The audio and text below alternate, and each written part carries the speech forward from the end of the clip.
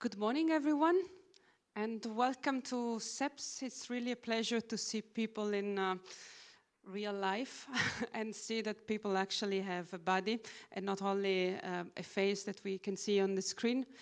I'm Cinsel Cidi, I'm Director of Research at SEPS, and I'm really pleased to open this event. So the event of today is the conference of Virage. Virage is a project which is co-funded by the European Commission. So the possibility for people to join has been made possible by the funds of the European Commission. And the topic of the day is gender equality, and in particular the role played by the social partners. And we all hope actually to have some of the social partners in the room or on screen. This is an hybrid event. So in addition to the people in the room, we have quite a few people following us also online. I'm also very pleased to see in the room the partners of the consortium, which is leading the research under Virage. So we have as a partner Eva from Leuven, the University of Gothenburg, the Warsaw School of Economics, and Sapienza University in Rome. They will all have the possibility to share their insights from the research, but also their thinking when it comes to the issue that will be debated today. Maybe I would like to say also a couple of words about how we are going to plan the day. So we will start with a keynote. I will come to it in a second. And then we will have a first session, which is basically focusing on country cases. So we know that when it comes really to gender equality and social partners, a lot is happening at the level of countries. So it's important to look at the experience of different countries, and in the project we are focusing on 4, Belgium, Italy, Poland, and Sweden. The choice is made really to cover as much diversity as possible. As you will learn soon, situation is very different in the different countries, also because industrial relations are quite different in different countries. And then we will have a session which is focusing mostly on empirical research and the findings of empirical research. And this is going to be very interesting, I believe, because there are quite a few novel findings which are related to gender pay gap, but not only. Then we will have a break for lunch, and then we will have a panel session where really the discussion will focus on the role of the social partners, and we will have some of them who will bring in their view and their experience, and basically how interactions in the labor market and the involvement of the social partners can help to achieve gender equality. We know that gender equality is not only about gender pay gap, is much more than this. So this is a bit the plan for the day, and I hope you will be interested in listening to us. For those who want also read and not only listen, we have quite a lot of written things which are available on SEP's website.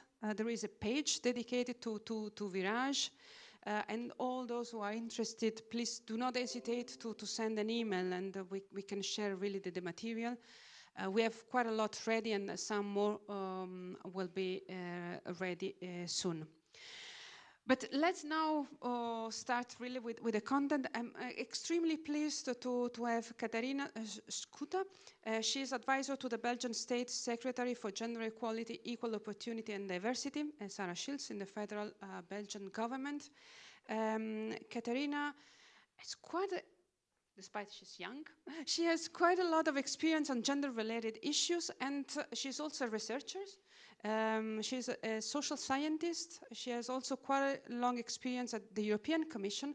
So I think she's really well placed to share with us few thoughts.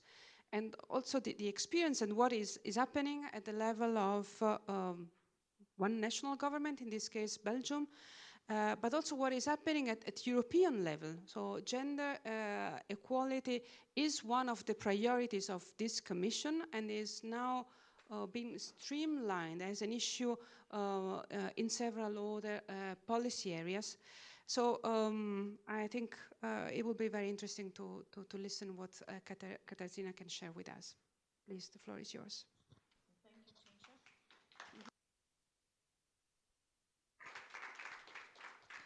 Thank you for the invitation, Cinzia. Thank you to the SEPS and the RASH project. I had the pleasure of reading the Belgian report during the weekend.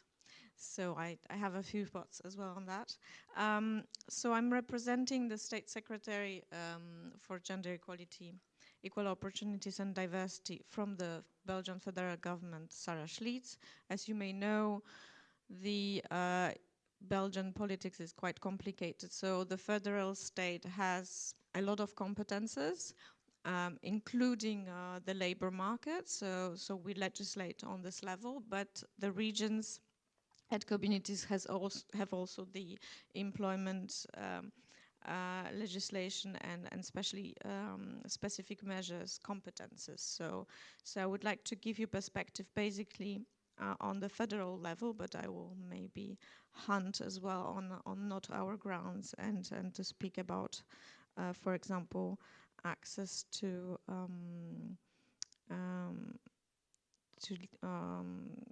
we'll speak also about the child policy. Looking from the audience, I see many women here, and this is something that we also have in our cabinet. We mainly women work on the gender equality. I hope it will change at some point, and we'll have a parity also of people interested in working on this topic, because I think men can also benefit from equality policies.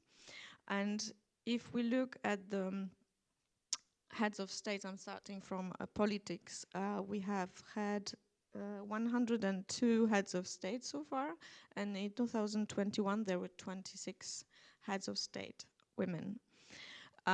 So women in politics is still a question on how we can bring them more, and why is because gender equality is then more prominent as well, but also bring another perspective. And I think in the employment policies, this is very important. Belgium did it via quotas. So Belgium has a very progressive electoral law and has been quite a long time. So we have not only gender quotas, but also zipped list. And parties as well are open to make it even more progressive. So, for example, being sure that the first person on the list is also in parity in different regions, so that we can make sure that the people that will be probably elected will bring the parity to the parliament. And I'm representing a government that has a parity, so the federal government has a parity. We have 8 female ministers and 8 male ministers. This is not still the case on the regional level, and this is not the case with the presidents of the parties in the majority, but we are getting there. And we know that quotas are also a bit of bone of contention, and we have all the arguments about meritocracy, but what we can see in the quotas in politics, that the women that are being elected, that are as good or maybe even better than the men that previously held the offices. So, but if we look at the portfolios that women get, or the committees on their seat in the parliament, it's still gender related. So we have family, children, youth, elderly, social affairs, environment, and gender affairs.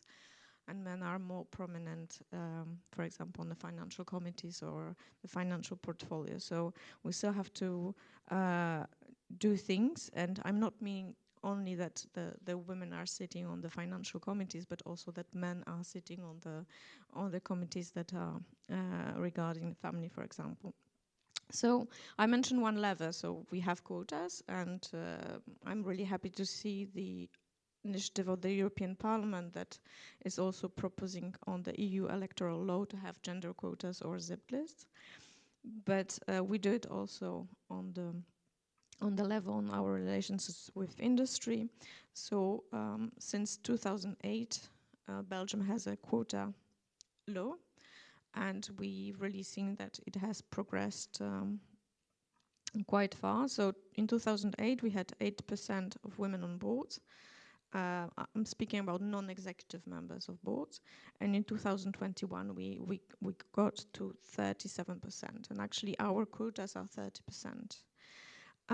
At the same time, we seeing the gender balance on boards, so women on boards, directive that was proposed in 2012, finally getting through the council.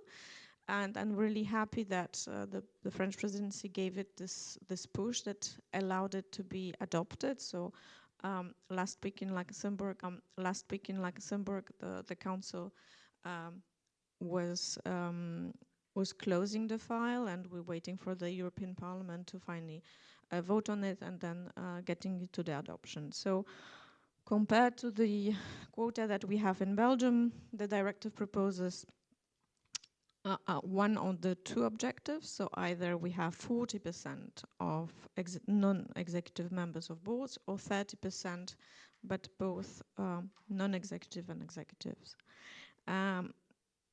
Fortunately or unfortunately, we have also a suspension clause, which means that the countries that already have either measures or numbers that are over 30% can also just keep on going with their legislation. So for Belgium, there's a question now, are we happy with what we have or want to increase the quotas? In any case, we are already working on making our quotas law more efficient. But the last number showed us that we have only 2% of non-complying enterprises. So I think the numbers are looking good. The second lever that we have, and we are really proud of, are the three very progressive anti-discrimination laws. So we have one anti-sexism law, one general anti-discrimination law, and one anti-racism law. And we're currently doing an evaluation of these three laws to see where are the gaps and how to make it also more effective. But basically, when we see the Commission initiatives on hate crimes or directive on violence against women, we see that our laws are already compliant on majority of things, but we'd like to go further. Those anti-discrimination laws are also very highly dependent of the equality bodies that we have. Belgium has once again, a very complicated system of equality bodies. So we have one equality body for gender equality, one equality body for equal opportunities, but we have also a new institute for human rights with different competences. But basically, when it goes about intersectionality, we have to think once again how the equality bodies are working with themselves, because we know that actually when it concerns discrimination, in many cases intersectionality played a very important role. So discrimination on the labor market for women that have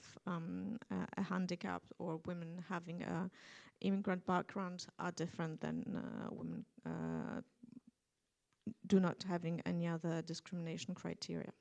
So this is something that we would like to also work during our time in office. And the third lever that we have is a quite ambitious gender mainstreaming law from 2007.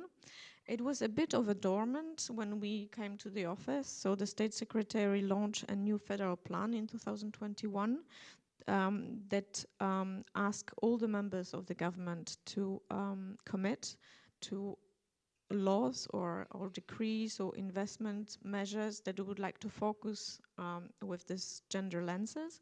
And we have more than 130 measures that were committed. And this is something that we're really already proud of. But what is important as well, that we put a monitoring mechanism that is quite important, because one thing is to have an engagement, a commitment to a plan, but the second thing is to really see if the things are really putting in place. Fourth thing is, of course, investments. And in the recovery and resilience plan, the Commission put in the Council decision the requirement of having also the gender equality in mind. Unfortunately, it's not an objective, it's more of a soft requirement. So we'll see how the monitoring on the European level, and I think here also the academia is very important to try to look at this, if really this money goes also to women, because what we have seen is that if we go to the green and digital transition, those not are the areas where the women employment is very high. So there's a risk that with this investment, the gender equality also suffers. So what we have done is State Secretary negotiated a specific project on gender employment of 3 million euros, and we're on the halfway of implementing it. We'll have specific call for project that regards women on the employment market, but we're concentrating on the vulnerable women, and this is where we would like to also focus on intersectionality, because what we know that in Belgium the women from migrant backgrounds are much less employed, and especially from, of course, from the non-EU countries. This is a big difference, a big gap that we have to think how to fill. So this is something that we would like to work on, and we hope that this project will give it a boost, and of course that it will also be implemented on the regional level.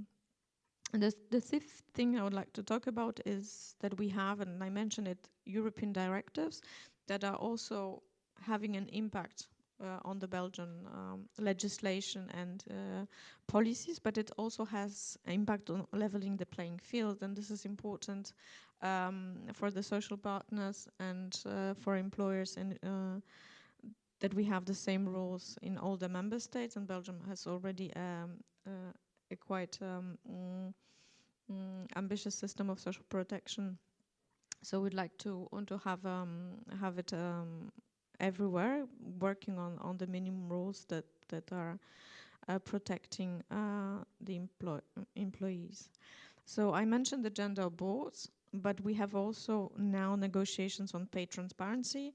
Belgium played quite an important role in the negotiations in the Council. We're happy with a balanced proposal that was proposed, but looking at the European Parliament proposal, there are still some things that maybe can fit within the proposal. So we hope that the new presidencies, the Czech one and the Swedish one, will also pick up the file and will arrive at the adoption soon.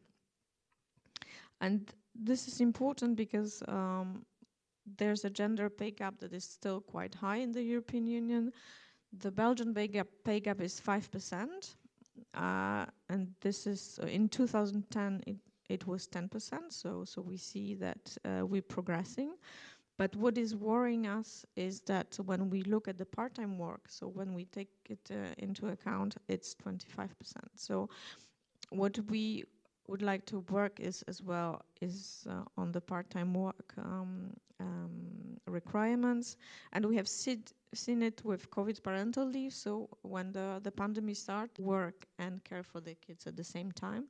But unfortunately, even it was a measure that was designed to be equal for parents, 80% of people that took it by the parents themselves, but we see how those equal measures can have a different effect on both genders. But at the same time, I think And we work with social partners to have a wage neutral classification system. This is something that our gender equality body, Gender Equality Institute works. They have developed, for example, a checklist for the social partners and employers to pay transparency. Has also specific articles that that are interested for us. So, for example, it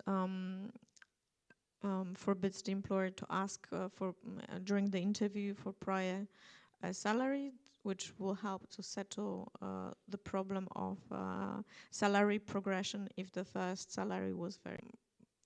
To the reporting on the gender pay gap, it exists already in Belgium, but we're thinking on how to enforce it, because we have sanctions in our law, but they're not applied properly. But this also has an impact. This is something that is also on the discussion in the government, is the pension pay gap, because we still speak on how the full career of women is having an impact on their quality of life when they retired, and the pension pay gap is at 30%. So we see how it increases during the life, and different life events have an impact on how the pension pay gap is being why it's so high. What we see also in the pay transparency, and this is something that we see benefits are still an issue. So men are able to negotiate better non-wage benefits. So it's a company car, it's a specific insurance, etc., etc. And this is something that the directive takes into account. So we think it's also an interesting thing to discuss. Are moving fast. For example, the Commission proposal set 10 days of leave for the second parent, the co-parent. Opportunities, it's not a leave for men, it's a leave for a co-parent, so nobody is discriminated.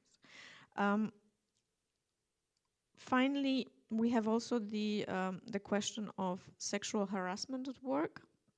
So we're ready to ratify the convention, the International Labour Organization 190, but normally the member states are not allowed to ratify it because the Commission proposal is still at the Council. So we're looking at the Council and we're hoping that a legal answer can be found and that every member state will ratify the solution. Otherwise, it's also possible that if the proposal is withdrawn, so Belgium is ready, we're having the instrument on the table and we can ratify it as well as a member state.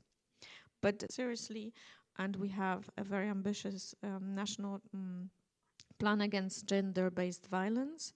And this is one of the main priorities. So looking forward to the negotiation of the directive against gender-based violence in the Council, and we hope that this proposal, even if we have first signs of resistance, and that we will hopefully arrive at it before the Belgian presidency.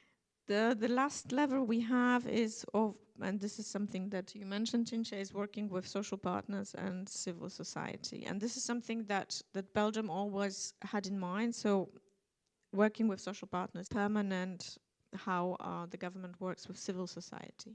So we really think that this is important to hear the voice of civil society, not only at the beginning, at the moment of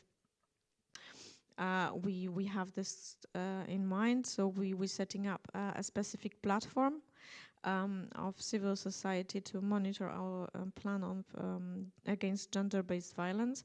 But we also have the voice, because we know that if the civil society is underfunded, they cannot really follow what the government has done or is planned. Also, the National Labour Council, where we seek advice for all our laws. This is important for us to have a specific feedback before we go to our plans. And of course, we have bilateral relations and consultations with the social partners.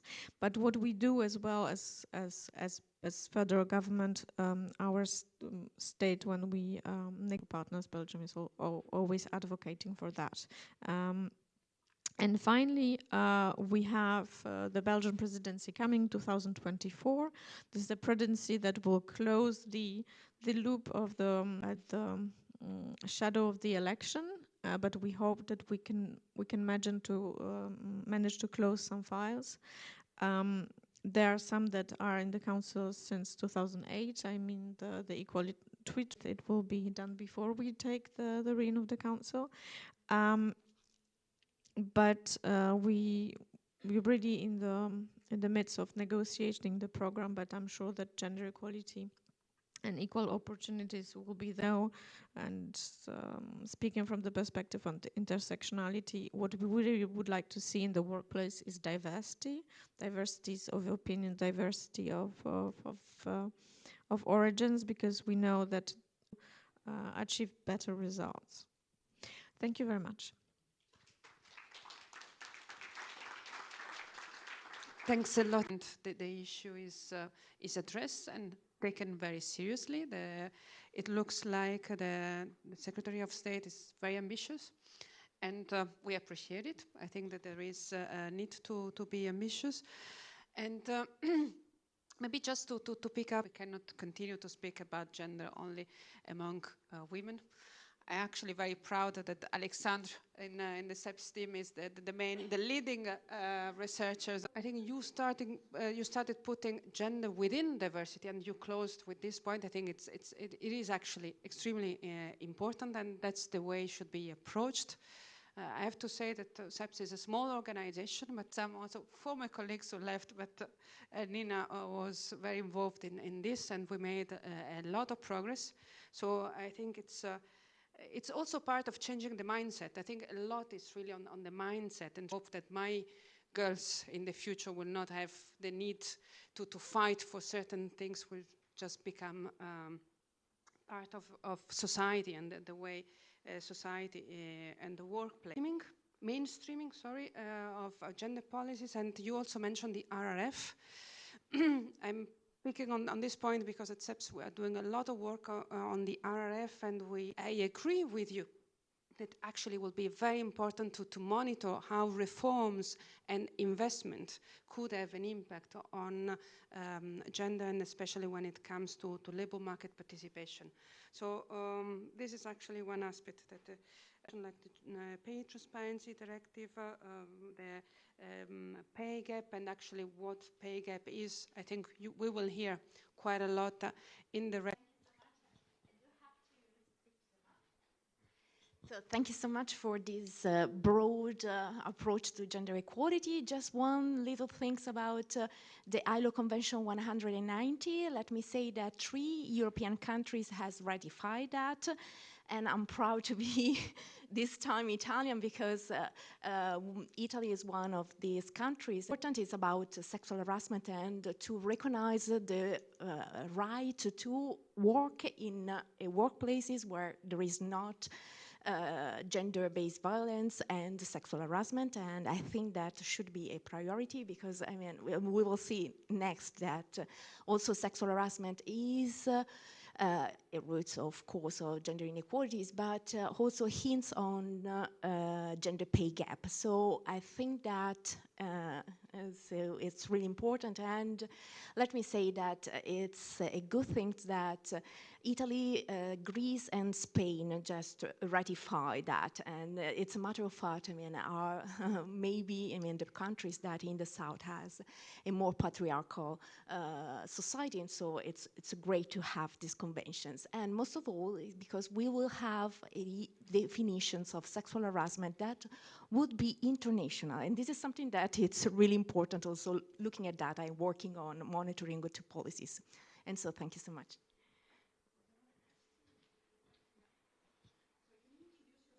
Yes, Ilenia Curci. I'm associate professor, in France. but I'm Italian. So actually, I have a couple of quick questions about your country, and because I found very difficult to find those kind of answer among researchers, I take the opportunity to ask for someone who actually has an experience in the government. So the first question is, you mentioned that only 2% of the firms are not compliant, and I would like to know what happened to those firms. And the other question is, because Belgium has two great majority of people speaking different language, and I'm very much interested in how gender bias are, you know, how do you say, transmitted, let's say, to, thanks to languages. I mean, the fact that France, for example, is male-dominant language. I have no idea what happened to the other language in Belgium. So I was wondering if you observe any difference in the two different parts of the countries. Thanks. Okay, so thank you. Regarding the OIT, so the Convention 190, so Greece and Italy ratified it as well because we needed countries to, so that the convention enters into force. But as I said, normally the legal requirement is that no country can ratify it before the Commission withdraws the proposal. So we have an illegal issue to solve in the Council. So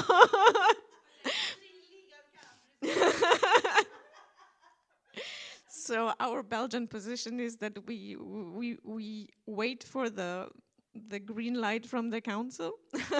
but this is a tricky thing, because of course we also very much looking forward that it's part of our national law, but also would like to have it as a law that every citizen of the European Union can profit from. So this is also important for us, that we find a solution on the European level.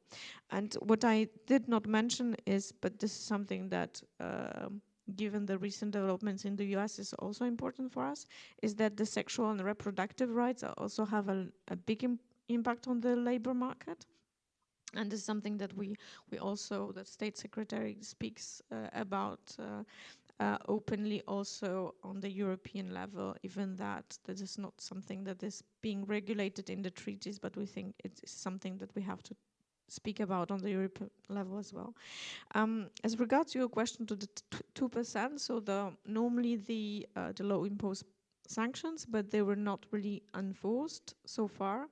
Since we work with 2%, we now think on how to make it more effective, but then we see also that it works without sanctions. So this is something that is being discussed on how to make it more effective. As regards to the languages, so you're touching about something that is not an easy thing, because it's not only a language question, of course, and as you said, it's a cultural question. So we have not only two languages, we have three languages in Belgium, but what we see is that there are some differences on how we approach gender equality because of the culture, but mainly what we see is that there are different ways of anti-gender movements that are coming, and of course they're differently expressed in different cultural spheres. So of course the part that is French speaking is more influenced by the French debate, and in Flanders we have a different debate, but it does not mean that Flanders is immune to the anti-gender movements. It's just coming in a different shape and form, but it's also making it. But so far, Belgium was quite shielded from this anti-gender movements. We actually in our plan Women, Peace and Security, we committed to have a study on anti-gender movements in Belgium. We would like to look at it more clearly, but what we see from the European perspective, it's mostly, but we have the anti-gender movement umbrellas in Belgium, because this is where they lobby. We also spoke with the government in the Netherlands on how we can also work cross borders, given that we also share a language. So we definitely see this is something that is transnational and is being intensified, and we really worry on how it can have impact on gender equality and diversity discussions also in our country. Thanks a lot. I think it's time to close this session. We are also a bit late, but I really thought it was worthwhile. So thanks a lot for sharing your experience, but also your thoughts. And many thanks to all for listening. And we now move to the first session of the day, and I hand over to Caroline. Thanks a lot.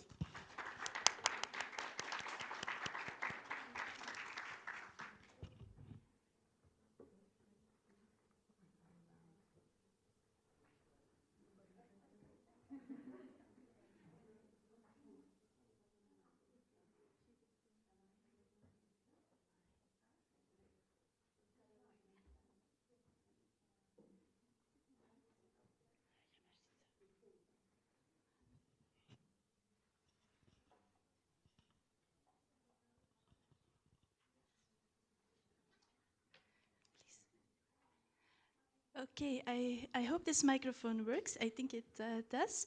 So welcome to the first session in which we will discuss also the results of this project that we did on gender equality.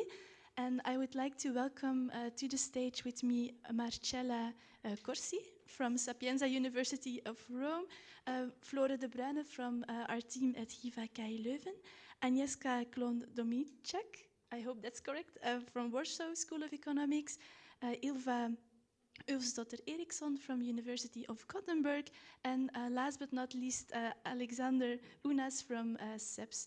So in this session, we will first discuss the main findings on gender equality and the role of industrial relations and social dialogue from 4 of our countries that we covered, so Italy, Belgium, Poland, and Sweden. And then Alex will close the session with a more comparative view, also linking it, of course, to the EU level. So in the interest of time, I would like to really ask you to speak for 10 minutes only. We will keep all questions to the end, so we have a bit more time to discuss and also compare countries. So Marcella, I gladly hand over to you. Yes. Hello, everybody. Yes, I'm waiting for Basak. She's actually the director of the session, so she's directing us from there. Excuse me, Caroline, but she has the full control of all the slides, so. Anyway, in the meantime, I just introduced myself a little bit more. I'm professor of economics at Sapienza University of Rome, but I'm especially the coordinator of Minerva, that is a laboratory on diversity and gender inequality. So, as you can see, we are perfectly in line with what also the advisor to the Secretary General just said about the importance of diversity in that sense. I'm just introducing you to the situation in Italy. Very briefly, the structure of the report that is, of course, in common with all the other countries, but just to give you an idea, we have, first of all, a brief description of the Italian industrial relations regimes and, of course, the collective bargaining system. Then we have the state of play of gender equality in Italy. Then we have the information concerning social partners and gender equality according to the interviews that we carried out.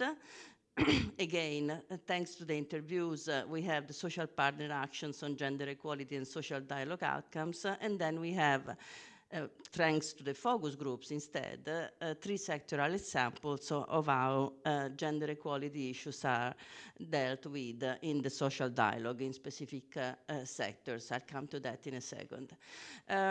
Altogether, we have 10 interviews, 5 cross-sectoral and 5 national. We have several profiles involved, and we managed to have a perfect balance in terms of the gender composition because we have 50% women and 50% 50% men.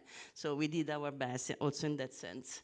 The focus groups, the sectors that we have chosen, by agreement, we had both industry and services involved, but also the public administration.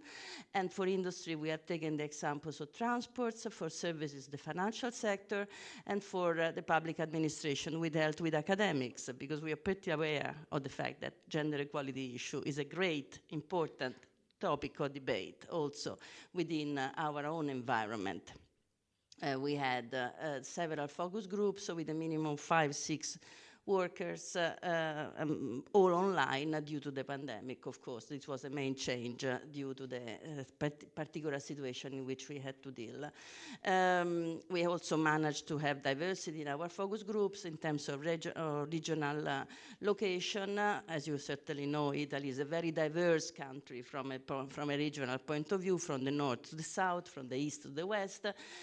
Even if we speak more or less the same language, we don't have 3 languages like in Belgium, but a lot of dialects, by the way.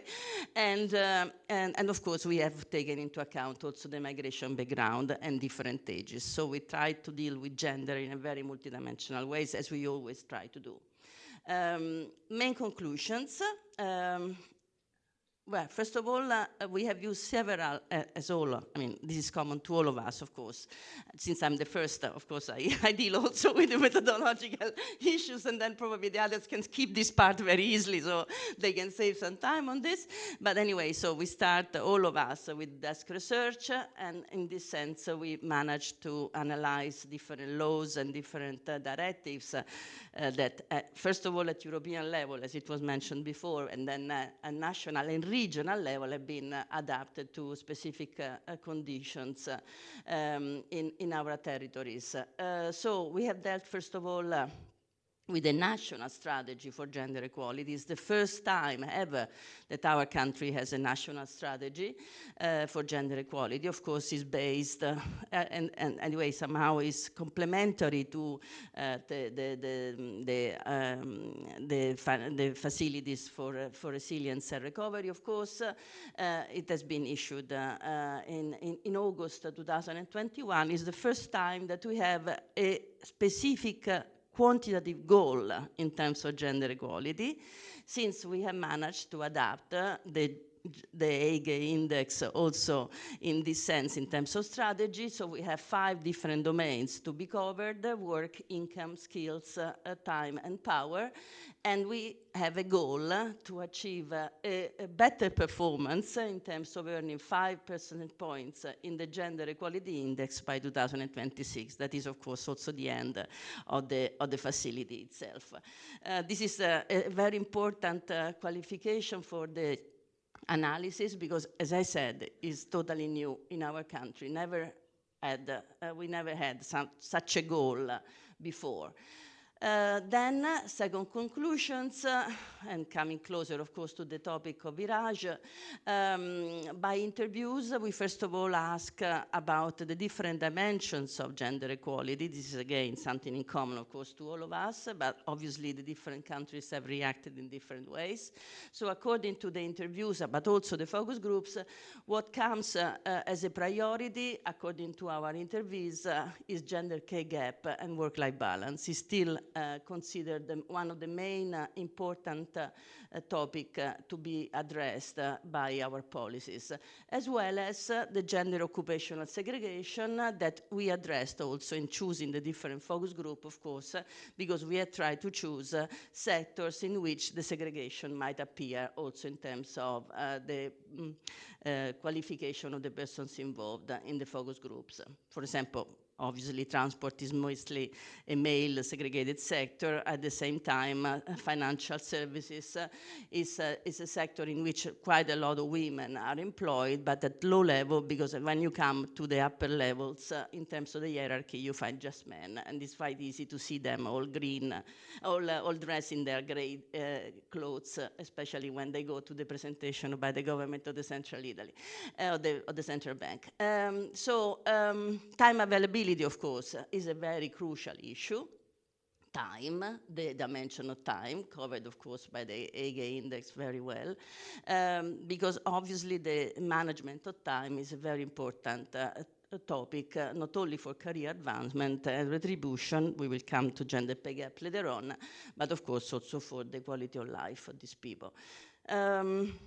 The same problem applies also to the vertical segregation in terms of leadership. I don't go deeper into this, but I just want to say that we have gender quotas only in terms of leadership, women leadership, in the context of the board of the public stated companies. Vice versa, we don't have other quotas, not even in politics, unless there are decisions taken by specific parties. But not as a general rule. Finally, third conclusion, I hope I'm still in time. As a general overview, definitely social dialogue is considered a very decisive, decisive in order to create change. This is an overall view shared by all the persons involved with their diversity. However, there is a big however, that somehow is also in common with other countries. Unions are still seen, even by the persons working in the trade unions, as having a corporative dynamics. In the sense, as we say in economics, that they protect the insiders and they don't look so much at the outsiders, and are still unable, unfortunately we should say, there are some obviously exceptions to address the issues related to certain typologies of jobs and contracts. The one, of course, we spoke about the ILO before. Of course, here we refer to the decent work concept by ILO, in a sense that they tend to preserve the jobs, but unfortunately, they're not able so much to come into the issue of the quality of jobs. And this is particularly relevant for the more vulnerable groups, obviously young workers, obviously mature workers or elderly workers, obviously women, but generally speaking, concerning contracts that are so-called atypical or temporary. In that sense, what could be done? Well, certainly trade unions should be reinforced.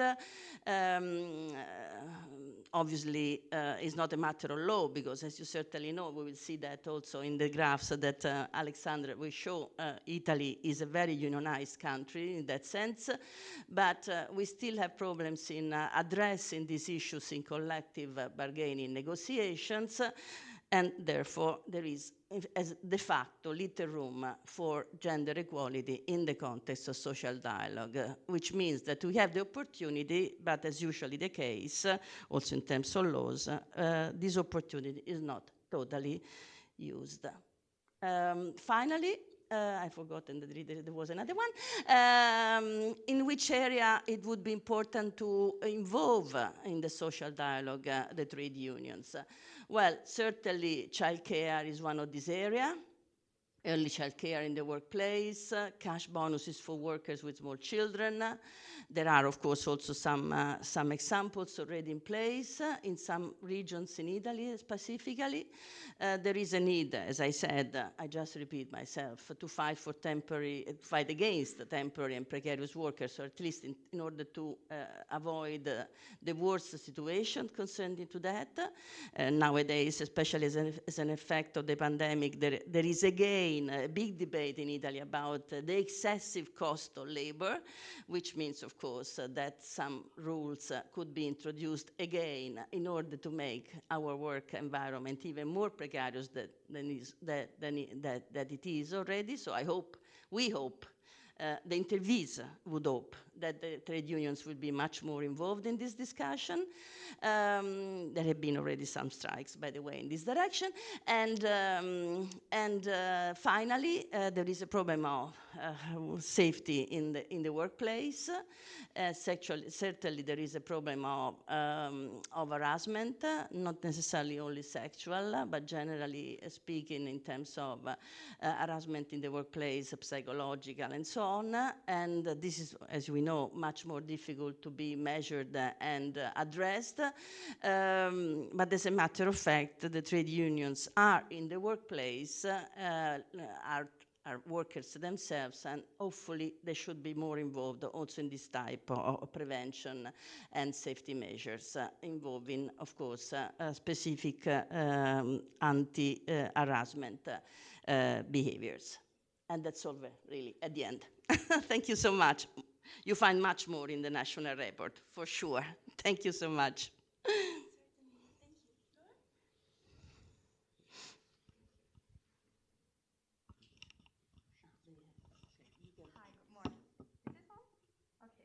Good morning, my name is Fleur. I'm a researcher at HIVACA Leuven, and I will be presenting the Belgian national report. I have prepared some presentation, so I'm waiting for it to come. Yeah. I can already tell and give you an overview of the things I will discuss. So first I will present the Belgian context to give you all an idea of the structures in which social dialogue takes place in Belgium. Secondly, I'll give an overview of the state of play of gender equality in Belgium. And afterwards, I will present the results we had from the interviews with social partners, government representatives, an NGO, academic experts on the role of social dialogue in gender equality. The views of workers who work in 3 sectors, namely education, health, and construction. So the views of workers who work in construction, health, and education will also be presented. And lastly, I will give some concluding remarks. Belgium has a coordinated market economy with a social partnership industrial relationship regime. The social partners have an institutionalized influence on public policy. Belgium also has a dual system of employer representation and a high collective bargaining coverage and trade union density. There are 3 main trade union confederations who represent the workers. So we have the Confederation of Christian Trade Unions, the General Federation of Belgian Labor, and the Confederation of Liberal Trade Unions of Belgium. There are also 3 main employer organizations. We have the Federation of Employers of Enterprises of Belgium, the Union of Self-Employed Entrepreneurs, and the Union des Classes Moyennes. Wage bargaining is structured within 3 levels who are interlinked. At the national level, we have the group of 10, which is composed of representatives of the trade unions and the employer organizations. They negotiate, their negotiations lead to interprofessional agreements and are quite important because they have an effect on the entire economy. At the sectoral level, joint committees and subcommittees negotiate, and their agreements have an effect on the employees and employers who are covered by them. And at the company level, negotiations supplement or they supplement or they substitute, thank you, the sectoral level negotiations. And an important part of this system is that of no derogation, which means that agreements can only be approved upon what has been decided already at a higher level. Regarding gender equality in Belgium, Belgium has a gender equality index score which is higher than the EU average. The score has actually increased over the past few years, but Belgium has dropped in its ranking. And this is partly due to higher inequality in social and care activities. And it is interesting to see that when looking at the gaps in percentage of women and men with caring responsibilities or doing the cooking or housework, that the gender inequality is higher for people in a relationship compared to when they are single. Here is the is a graph of the gaps in percentage of men and women in political decision-making positions. And as you can see, Belgium is the only country among the Virage countries that has an equal share of ministers. It should, however, be noted that this is not represented in the regional assemblies, and all prime ministers in Belgium are still men. The gender employment gap is also declining in Belgium. However, part-time work is still mainly done by women. When a disproportionate number of women are taking up part-time work, it actually hampers equality.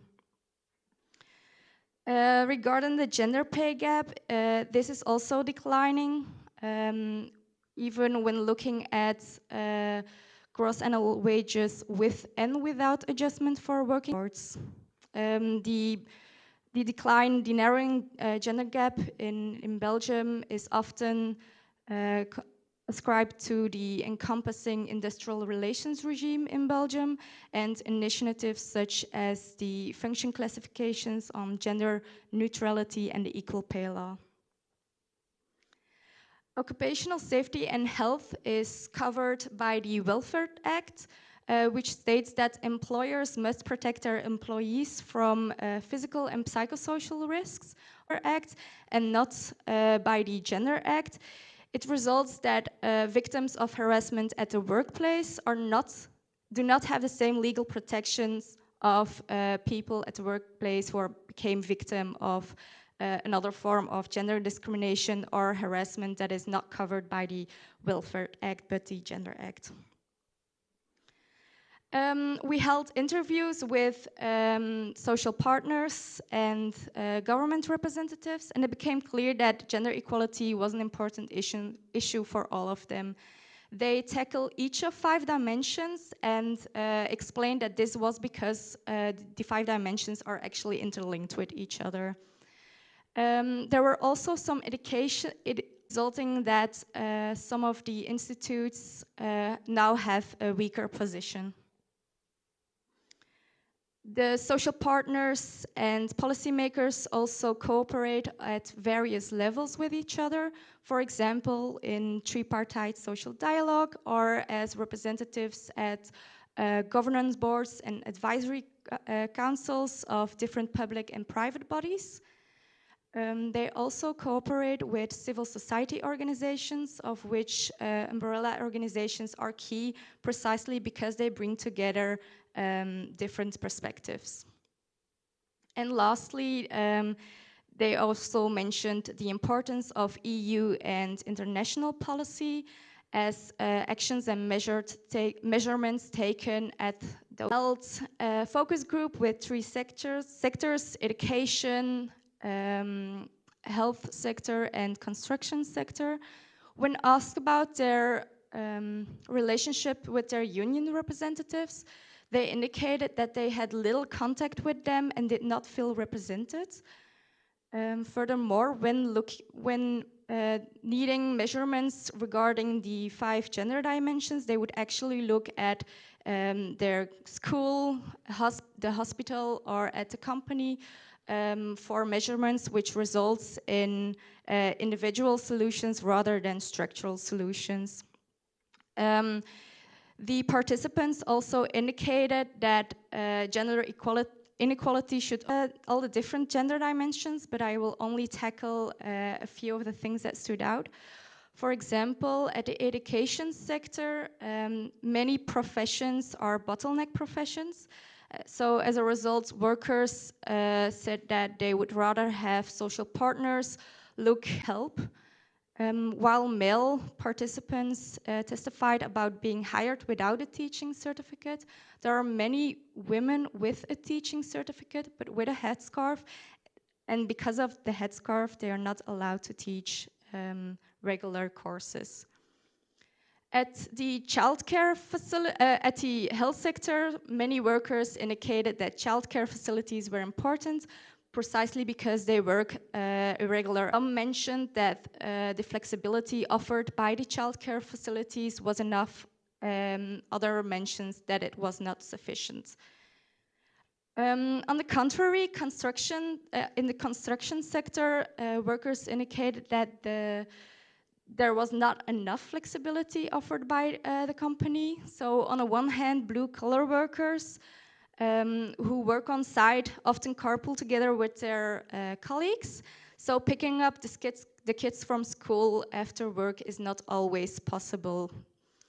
And on the other hand, white-collar workers said that organizational culture limits them from taking some flexibility measures.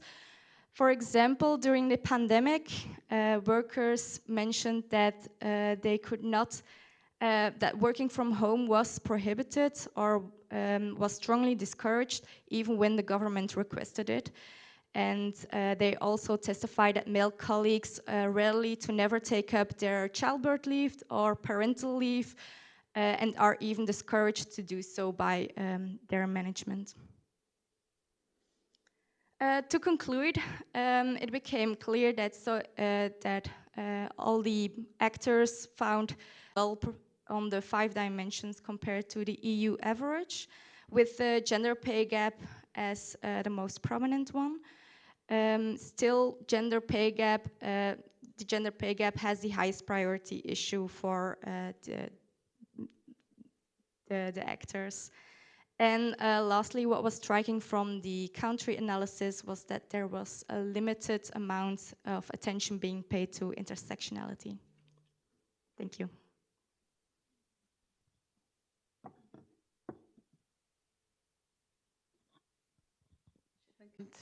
Is one of the countries where gender equality is rather low on the data,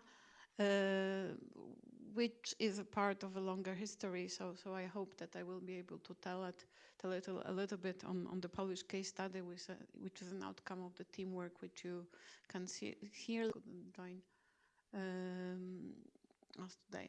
So when we look at the industrial relations in Poland, we have mainly central level social dialogue concentrated along the Social Dialogue Council, which is a tripartite structure with trade unions, employers, and government. It replaced the tripartite committee that existed before, but because the Social Council, at the actual level, we have relatively low union and collective bargaining coverage. Collective bargaining mainly happens at the company level and is very fragmented. The same happens with the employers' organization. So apart from 3 main organizations that try to sort of represent the voice of the employers at the central level, there are many. So the overall perception is that there's a weak or no dialogue at all in many areas.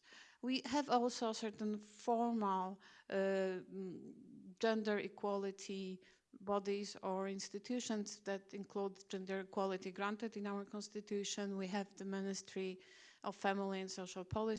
It is not treated by the current government as a priority at all. Our Commissioner for Human Rights is also a stakeholder in gender equality. However, again, as he is also responsible for other issues related to human rights. Again, gender equality is not very high on the policy agenda.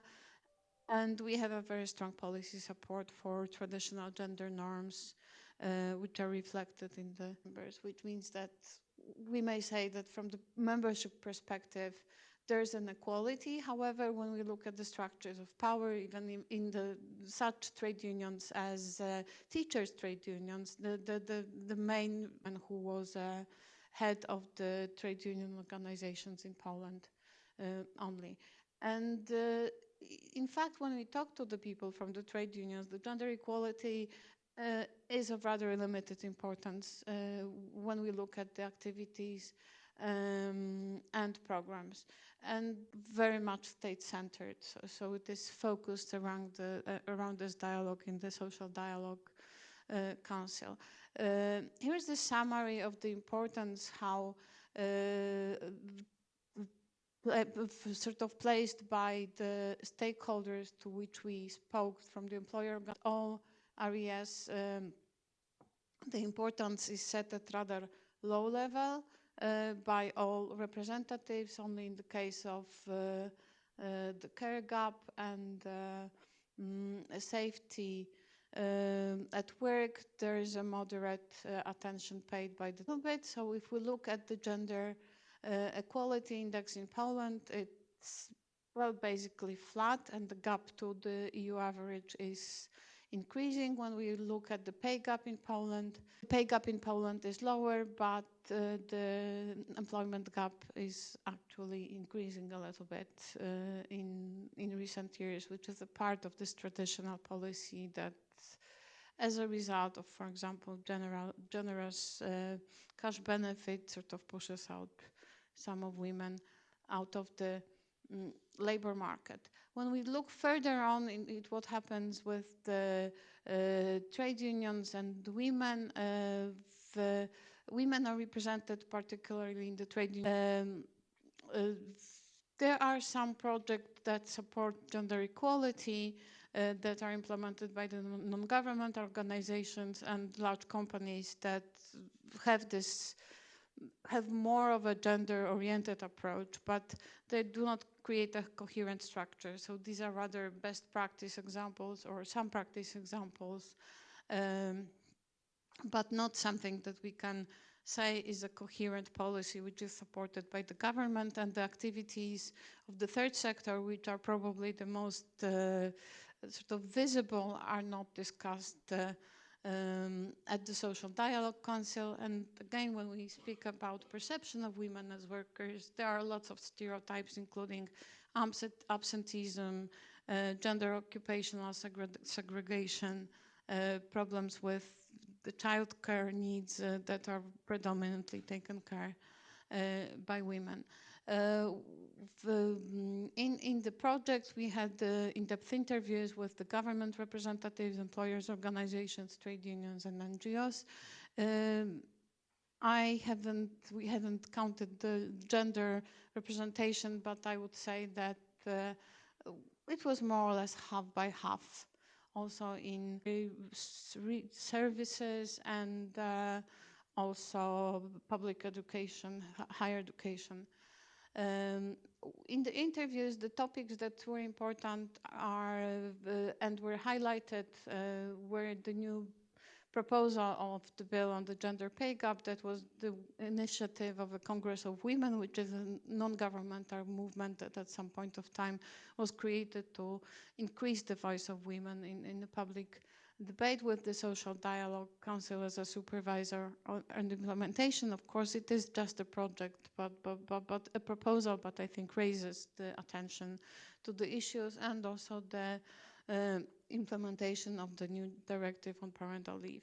The results of the IDI were very heterogeneous and very strange. So the findings that we found, both from the IDIs in Poland, gender dimensions is really taken into account by social partners. And when we speak about gender dimensions and the gender equality, the main topic that comes out is usually the pay gap.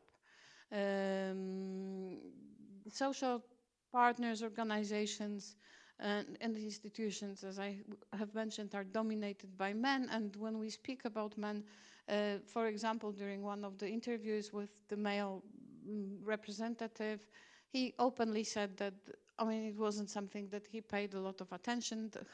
However, he's head of one of the unions that are strongly feminized when we look at the employment. The Social Dialogue Council is dominated by men, and when we look at the committees within the Social Dialogue Council, we couldn't really find an sort of committee that had the gender equality in its framework. So I would say that we still have a lot of catching up to do with the gender dialogue and the gender issues, as we could see in other countries. So our recommendations are indeed to increase the presence of women in union structures, promote gender equality, on social dialogue agenda, including the issue of the work-life balance, as we see that it is really important amongst men and women, to pay equality actions, raising awareness about the benefits of having greater gender equality.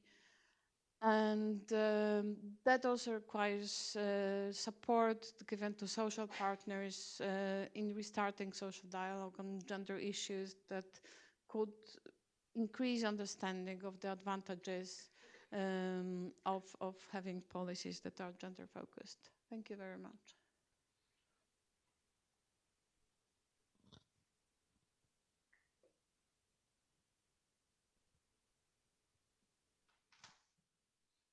Okay, I'm Ylva Ulfsdotter Eriksson.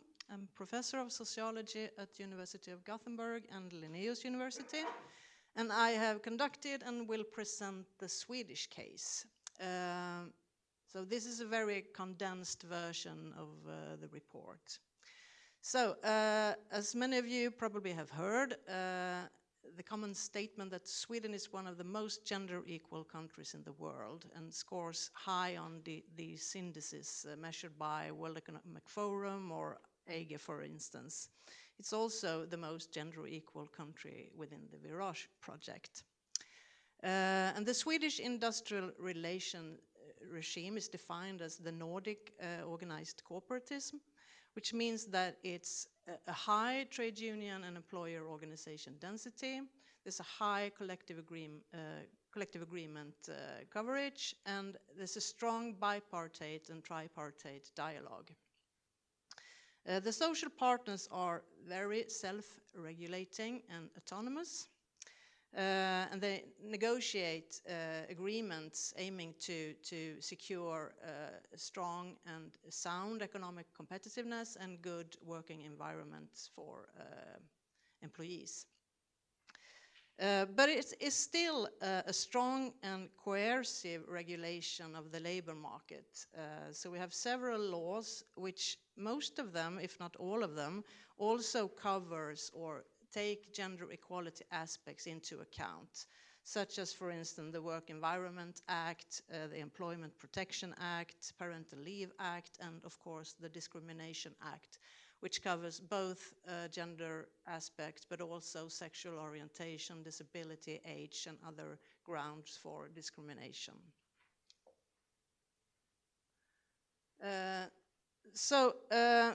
And gender equality has a long history in the Swedish, modern Swedish society, and it has been institutionalized since the 1970s. And it started out, one must say, with a speech from the former Prime Minister Olof Palme, who talked at the Social Democratic Women's Party Congress in 1972. And he dedicated that speech to the women's cause. And particularly in this speech, he addressed the labor market. So, and this was a foundation for gender equality development in Sweden to ensure that gender equality must be founded in working life. We must claim the fundamental right for women to work, so that women shouldn't be in the hands of a breadwinner husband. And then the first gender equality goal was formulated also at this time, the beginning of the 1970s, and shortly thereafter, men promoting being home with their children, and this one was very famous. It's a heavyweight lifter, Hoa Hoa, who showed men that also strong men can be home with their small children. And the first Gender Equality Act was taken in 1979 to give men and women the same rights and conditions concerning work, employment, and other working conditions. But at this time, the social partners were quite reluctant. They thought that the state interfered on the autonomous social partners. And other researchers has even described the gender equality law as an intervention that violated the model's self-regulation. But as today, social partners on both peak, sectoral and local level are quite engaged and involved in gender equality issues. On peak and sectoral level, they yearly or biannual publish these different kind of gender equality reports with their statements. They engage in debates and seminars. They have campaigns, and especially on sectoral level, to, for instance, builders have a campaign to stop you know, a masculine culture at construction sites, for instance. On local level, the employers are to comply with legislation, of course, and the trade union's role is to monitor that compliance. Also, the state is still quite involved in gender equality with much legislation covering all different areas of gender equality. They also quite often initiate different kind of investigations. So just recently they had one looking at gender stereotypical educational choices to highlight different gender equality problems. And the authorities, a number of them, also monitor compliance with law. Like, for instance, the Gender Equality Agency, who checks up how public sector comply with the gender equality goals, and the Work Environment Authority monitors work environment, of course. But there has been some criticism. For instance, some civil society organizations criticize the partners not to use the negotiations and agreements sufficiently to push gender equality even further. Gender critical researchers criticize the lack of an intersectional perspective, in spite that the Discrimination Act contain all these different aspects of grounds for inequalities. And gender critical researchers also thinks that when Swedes and Sweden push the statement that Sweden is one of the most gender equal countries in the world, it's like being self-satisfied and smug, and there is a risk to, you know, drop back and don't push these aspects any further. So just briefly, short on 4 of the 5 dimensions covered in the Virage project. Concerning the gender care gap, this is one of the difficult aspects to break in the Swedish context. And women take about 70% of the parental leave and 60% of the temporary leave, being home with the sick children. And the current discussions is whether to increase individualization, that is to reserve a certain amount of days for each parent, or to increase the free choice. As of today, I think it's 90 days reserved for men and 90 days reserved to the women, 90 for each parent, and then you can choose on the rest of the days. Occupational segregation is often, is also very difficult to break. It's one of the strongest in the world, I think. And more than 60% of the employees work in a same-sex occupation.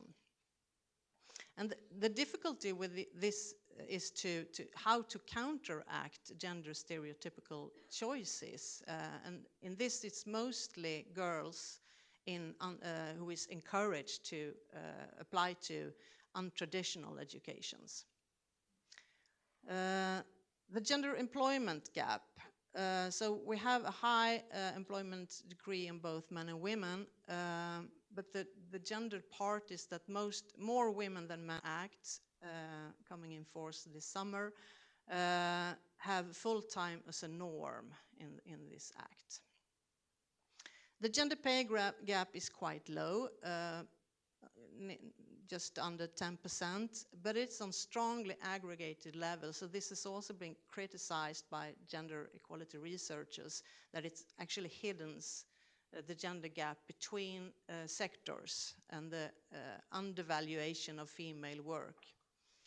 And it's a tricky problem, because all wage formation in Sweden is following the industrial mark, that is the competitive sector, that set the marks on how much wages can increase during the yearly revisions.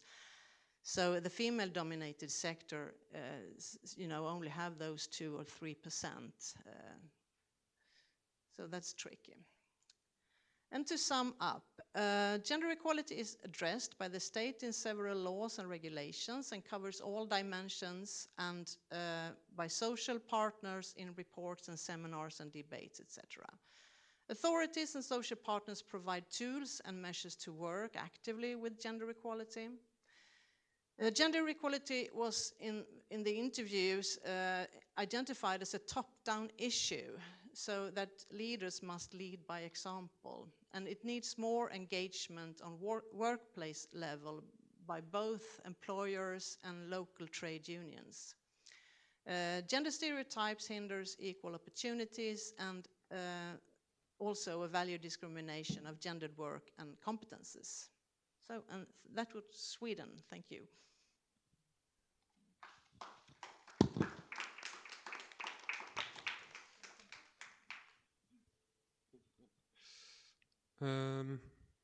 Okay, maybe while Veselina is putting on the slide, but it turns out that I'm still working on it. So rather than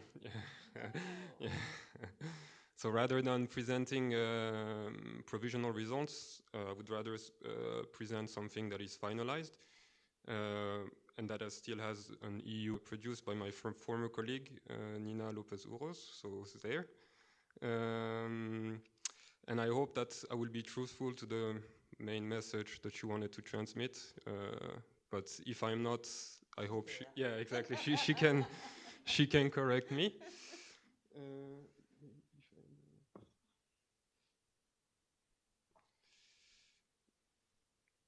Yes. One of the most dense area of European social policy. Here are some examples, but of course it's been present already since 1957 in the Treaty of Rome. Many directives that touches upon these issues. And is actually gender equality addressed in the European social dialogue? And so how do we answer this question? These questions? It's a literature review first from relevant academic and grey literature and also EU official documents. And so here it was interviewed with EU level social partners, but also a member of the Commission, the European Parliament. So we really tried to cover the tripartite stakeholders that are involved in social dialogue. When it comes to EU level social dialogue, so a quick presentation. So what is it? It's basically social dialogue, but at EU level. So with EU level social. So this involves four recognized social partners. So ETUC, European Trade Union Confederation, that represent workers, and three employers organization. And then you have also negotiation at the sectoral level. So here it's between the European Trade Union Federation and counterparts among employer organization.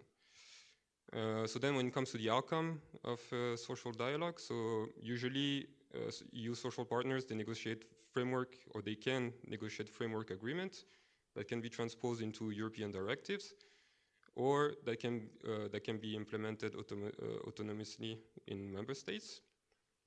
They're also involved in consultations by the Commission. Usually when the topic is related to employment, then the treaty requires consultation of EU-level social partners, which usually is done in two steps. First consultation on the direction of the action, and a second consultation on the actual content of the action. And then there are more informal consultation, which are usually hearings between DGs and social partners to help in the process of producing legislative documents. So when it comes to outcomes, so here, so the outcomes of European social dialogue on gender equality. So here first, I'm talking about the cross-sectoral level. So you can see there are 8 framework agreements that have been negotiated between EU level social partners with the topics, so parental leave, part-time work, etc. And 3 of them have been transposed into European directive. There's been also 5 autonomous framework agreements, so here only between the social partners. And so if you look here at the topics, what is important, I think, is to note that this topic, they tackle a typical form of employment. And so, of course, in this atypical form of employment, that's where you find sometimes women that are overrepresented. And so, of course, through this channel, this framework example, but maybe I think in the spirit of saving time, I will skip them. At sectoral level, so you have these European sectoral social dialogue committees. So here they tend to focus on a specific sectoral issue.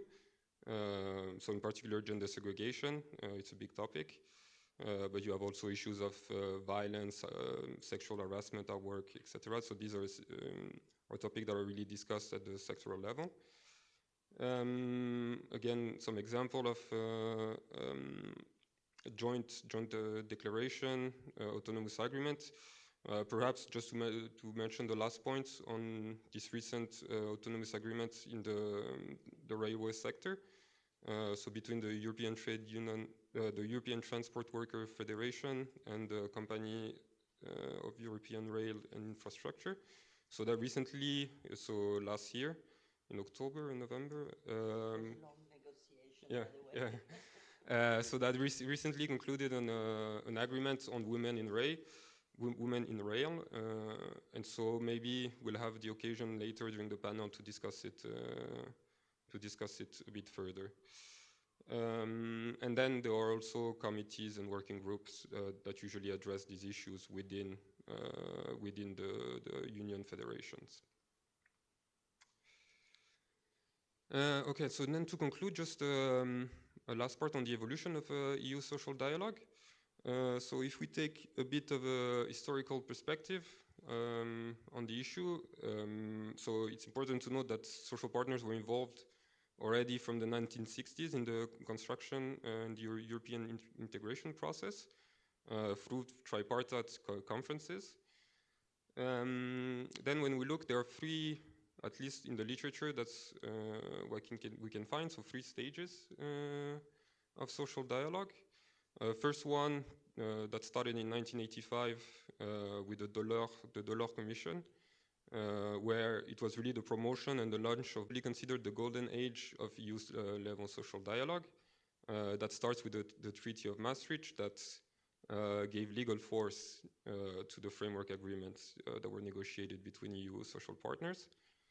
And then you have a last phase that is the one that we can consider ourselves to be in. It promoted more and more the use of soft law instruments and administrative procedures. So here we can think of best practices, exchange of information. So there was a shift from this more binding outcome that we can find in framework agreements that are transposed into EU directive towards more autonomous agreements to use, with usually trade unions or a worker representative being more in favor of binding instruments, while employers' organization are leaning more towards these soft law instruments. And so here, one more autonomous agreement. One driver that we find in doing the literature review and also through the interviews is the role of the European Commission. So it was highlighted that actually for a long time the Commission was taking a role where it was basically behind the social partners, telling them that if they do not agree, then the Commission will legislate. So that was a lot the case. She used the image of the stick and the carrot, which I think is quite telling, in the sense that the Commission was the stick. That if social partners do not agree, then there will be a legislation, and without their input. So social dialogue towards more soft law instruments. So of course, behind this evolution, there's no, I mean, at least from us, there's no normative judgment behind this. It's just a constatation that because there are plenty of reasons, like political changes, the recession, the 2009 financial crisis. There are plenty of reasons that explain why the Commission. And then a second aspect I think that is interesting to note is that gender mainstreaming actually, so it's not a critic, but it brought many new other topics. And so of course, these topics are less social partner oriented in a sense. And so they brought a lot of new civil society actors into the debate. And so of course, this mechanically affects the weight that social partners can have on gender equality. And so overall, just to quickly conclude, but in recent years, it seems that social dialogue has evolved towards less bipartite discussion between employer and worker representative, and more toward advocacy. And thank you all so much to all the speakers for presenting their country, and to Alex also for sharing some insights from the EU level. We are running a bit behind schedule, but if there are questions from the audience, I think we have time to take one or two questions. So please, go ahead. One question for Italy, Belgium, Poland, maybe Sweden as well, but very quick. To Italy, you have highlighted how one of the most important topics are pay gap and gender segregation. I was wondering if you have been discussing with the social actors also about employment participation of women, and in particular geographical divergences. We know that in the south the inactivity rate is bottleneck professions. I didn't really get what they are, so if you could if you have the time, just to clarify a bit. And to Poland, this is actually related to what the Swedish case was highlighting. I mean, how thinking about also the role of social rights, reproductive rights. We know that in Poland there is a very strong law against the abortion right, and we know that today abortion is a very urgent topic as well. So I was wondering if this is something you are thinking about. Not only the workplace, but also the entrepreneurs, which maybe you can tell us something. Thank you very much. Thank you.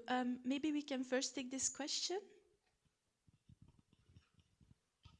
Yes, Armanda, thank you for the question. Well, indeed, we have taken into account also the issue, of course, of migrant versus natives workers and so on.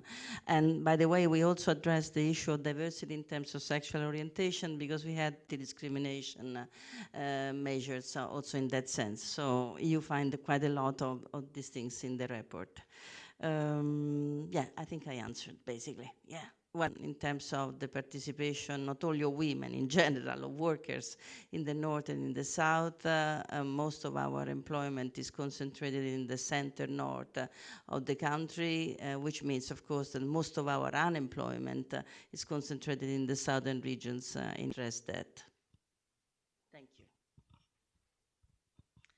So regarding the bottleneck professions in the education sector, there is actually a shortage of teachers.